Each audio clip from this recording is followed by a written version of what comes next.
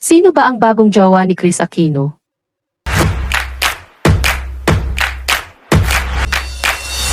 Maraming nagtatanong kung sino ang bagong jowa ni Kris Aquino.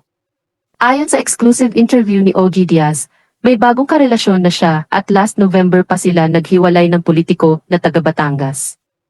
Bagamat marami ang nag-iisip kung sino ang bagong lalaki sa buhay ni Kris, hindi pa niya ito binanggit sa publiko. Ang reaksyon ni Vice Governor Mark Levesque.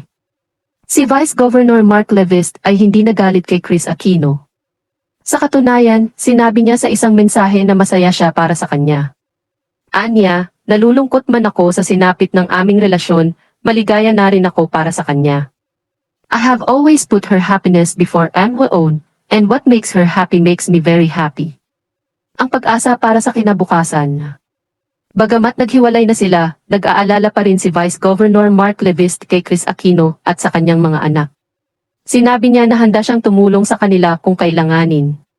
If I am needed in any way, I will make myself available for them immediately, dagdag niya. Ang pag-ibig at pag-aalaga.